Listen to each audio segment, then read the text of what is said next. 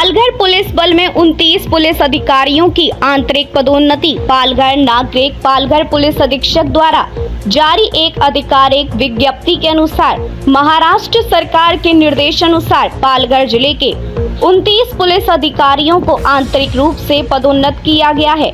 मुख्य बिंदु 24 को सहायक पुलिस उप निरीक्षक के पद पर पदोन्नत किया गया। 2 पुलिस कांस्टेबल को सहायक पुलिस उप निरीक्षक के पद पर पदोन्नत किया गया। वैकल्पिक सड़क की मरम्मत नहीं होने पर आंदोलन की चेतावनी। नवली रेलवे ओवरपास संघर्ष समिति ने चेतावनी दी है कि यदि समर्पित मालगाड़ी लाइन शुरू करने के लिए नवली में फाटक बंद करने के उपलब्ध कराए गए, वैकल्पिक अंडरपास की समस्या का तत्काल समाधान नहीं किया गया तो आंदोलन किया जाएगा, क्योंकि इसमें बारिश का पानी जमा हो गया है, जिससे खतरनाक स्थिति पैदा हो गई है। इसके बाद डिप्टी कलेक्टर ने घटना स्थल का निरीक्षण किया और अंडरपास पैदल यात्रियों को 2 पहिया वाहनों के आवागमन के लिए सुरक्षित बनाए रखने के लिए एहतियात बरतने के निर्देश दिए। 10 मनसे अध्यक्ष राज ठाकरे और उद्धव ठाकरे 23 वर्ष बाद एक साथ दिखाई दिए। देखिए कुछ खास दृश्य 5 जुलाई की विजय रैली के। हिंदी भाषा विवाद को लेकर दोनों भाई एक साथ आए। महाराष्ट्र में दिखा एक बड़ा शक्ति प्रदर्शन। मनी लॉन्ड्रिंग का मामला दर्ज। ब्याज पर उधार लिए गए पैसे चुकाने में देरी करने वाले रिक्शा चालक की पिटाई करने के आरोप में नालासोपारा पुलिस स्टेशन में मनी लॉन्ड्रिंग का मामला दर्ज कर 5 लोगों को गिरफ्तार किया गया है।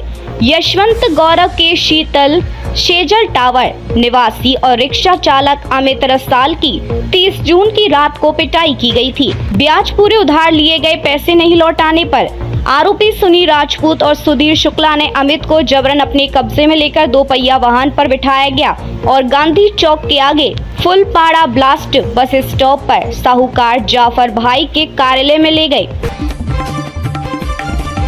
धामनी बांध के 3 गेट खोले गए।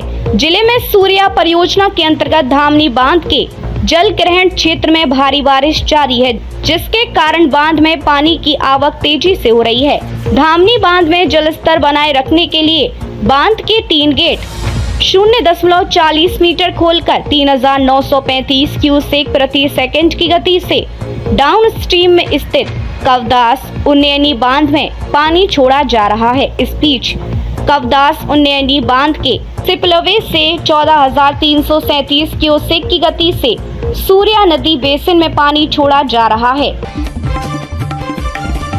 युवक की आत्महत्या मामले में मामला दर्ज। विरार में एक युवक ने आत्महत्या कर ली है। विरार के साईनाथ नगर स्थित वैष्णवी अपार्टमेंट में रहने वाले विक्की मांडवकर ने आत्महत्या कर ली है। उसने मंगलवार को हॉल में लगे पंखे से चादर के सहारे लटककर आत्महत्या कर ली। विरार पुलिस ने बुधवार को आकस्मिक मृत्यु का मामला दर्ज किया है। पुलिस मामले की आगे की जांच कर रही है। ठेकेदार को काली सूची में डालने संबंधी नोटिस। पालघर के दहान तालुका में जल जीवन मिशन की पानी की टंकी का स्लैब गिरने से 2 स्कूली छात्राओं की मौत हो गई। जिला परिषद ने इस मामले को गंभीरता से लिया है और संबंधित ठेकेदार को तीनों स्टोरेज टैंकों को तोड़कर नया टैंक बनाने का आदेश दिया है। खतरनाक यात्रा करने वाले छात्रों के लिए सुरक्षित आवास। इलाकों में रहने वाले और घर से दूर स्कूलों में पढ़ने वाले छात्रों को मानसून के दौरान नदी नाले पार कर अपनी जान जोखिम में डालकर यात्रा करनी पड़ती है। इस बारे में अखबार में खबर छपने के बाद जिला परिषद जागी और उसने बताया कि उन्होंने वाडा और विक्रमगढ़ तालुका के 3 स्थानों से 54 छात्रों के लिए सुरक्षित आवास और नियमित शिक्षा की व्यवस्था की है। पालघर सिन्नर राष्ट्रीय राजमार्ग पर भूस्खलन दुर्घटनाओं को रोकने के लिए तंत्र तैयार। घाट रोड पर यातायात सुचारू करने की योजना। पालमा मुहारी समाचार से मानसून के मौसम में राजमार्ग विभाग के बाद राजमार्ग घोषित होने राजमार्ग पर पुराने कार्यक्रम पालपा किंटी हाईवे को साफ कर दिया है। इस मार्ग पर हर जिले मीटर पर जेसीबी मशीनें और अन्य मशीनरी तैनात की जाएंगी। विभाग जेसीबी मशीनों की मदद से सलाट में घाटियों और पेड़ों को साफ कर काम किया गया है। देहनी नदी पर पत्थर से बने पुल का पुनरुद्धार कार्य दिसंबर 2022 में पूरा हो चुका है। उसके बाद सनीर से सटे आई पुल को पुनर्जीवित करने का कार्य किया गया। माहिम, केलवा और कामारे ग्राम पंचायत के लोगों ने यहां रिलायंस द्वारा स्थापित किए जा रहे टेक्सटाइल पार्क को लेकर आंदोलन का नेतृत्व किया था और उस संदर्भ में लोगों की भावनाओं को ध्यान में रखते हुए और आंदोलन की पृष्ठभूमि में लोगों की भावनाओं का तत्काल संज्ञान लेते हुए जिला कलेक्टर डॉक्टर इंदु रानी जाखड़ के निर्देशानुसार पालघर के प्रांतीय अधिकारी के कार्यालय में सभी संबंधित ग्राम पंचायत के सरपंचों और रिलायंस कंपनी के अधिकारियों की एक बैठक आयोजित की गई। भारत मौसम विज्ञान विभाग ने 5 से 19 जुलाई तक महाराष्ट्र के कोकण, मुंबई और मध्य महाराष्ट्र में भारी से अति भारी बारिश की चेतावनी दी है।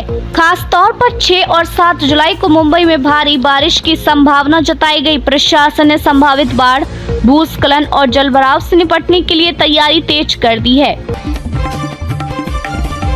राज्य सरकार की नई त्रिभाषा नीति के खिलाफ शिवसेना के प्रमुख उद्धव ठाकरे और महाराष्ट्र नवनिर्माण सेना मनसे अध्यक्ष राज ठाकरे 6 और 7 जुलाई को अलग अलग मार्च निकालने वाले हैं। दोनों नेता इसे हिंदी थोपने का प्रयास बता रहे हैं और मराठी भाषा की रक्षा के लिए आंदोलन की रूपरेखा तैयार कर रहे हैं।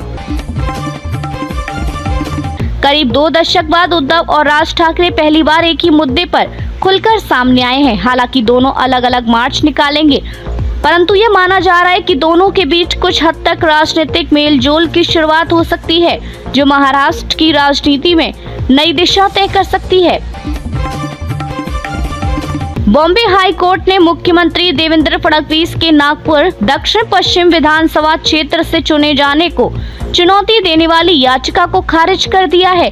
यह याचिका चुनाव प्रक्रिया में अनियमितता के आरोप पर आधारित थी, जिसे अदालत ने अस्वीकार कर दिया। कांग्रेस को बड़ा झटका लगा जब पूर्व विधायक और पार्टी के वरिष्ठ नेता कुणाल पाटिल ने भारतीय जनता पार्टी का दामन थाम लिया।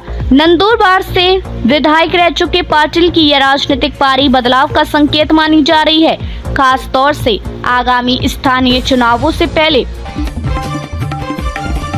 प्रधानमंत्री नरेंद्र मोदी ने महाराष्ट्र के महायुति विधायकों से मुलाकात कर उन्हें निर्देश दिया कि वे अगले 5 वर्षों के लिए विकास योजना तैयार करें और जनता से जुड़ाव को प्राथमिकता दें। उन्होंने कहा कि जमीन से जुड़े कार्यों पर ध्यान देने की जरूरत है ताकि अगले चुनाव में भी जन समर्थन बना रहे।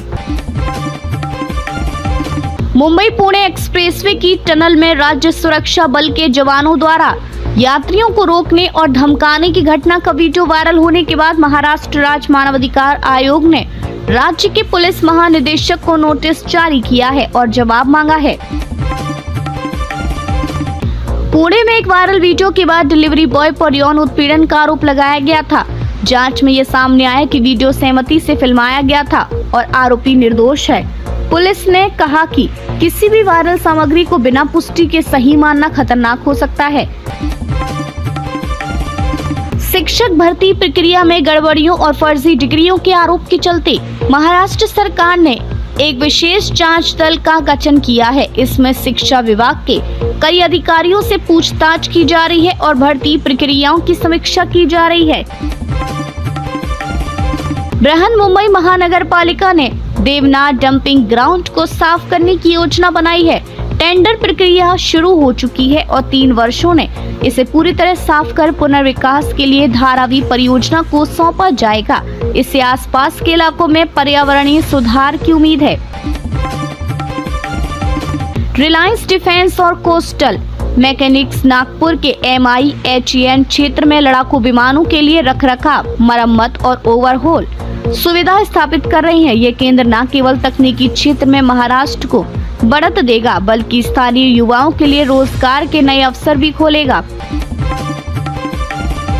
मुंबई मेट्रो की पिंक लाइन जो लोखंडवाला से विक्रोली तक 14.5 किलोमीटर लंबी होगी, 2025 के अंत तक चालू हो सकती है।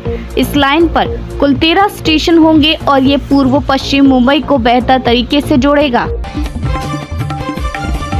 2025 से 2026 शैक्षणिक वर्ष के लिए महाराष्ट्र के पॉलिटेक्निक कॉलेजों में लगभग 1.10 लाख सीटों के लिए 1.5 लाख से अधिक छात्रों ने आवेदन किया है। पहली मेरिट लिस्ट 7 जुलाई को जारी होगी और काउंसलिंग 13 जुलाई से शुरू होने की उम्मीद है। महाराष्ट्र विधानसभा किसान आत्महत्याओं पर जमकर हंगामा हुआ। मार्च अप्रैल 2025 के बीच 479 किसानों ने आत्महत्या की, जिस पर विपक्ष ने सरकार को घेरा और सदन से वॉकआउट किया। सरकार ने मुआवजे में बढ़ोतरी की मांग को ठुकरा दिया। राष्ट्रीय अंडर 18 कबड्डी चैंपियनशिप में महाराष्ट्र के लड़के और लड़कियों की टीमें क्वार्टर फाइनल तक नहीं पहुंच सकी और टूर्नामेंट से बाहर हो गई। हालांकि सेरेना मावस्कर ने व्यक्तिगत रूप से प्रभावशाली प्रदर्शन किया।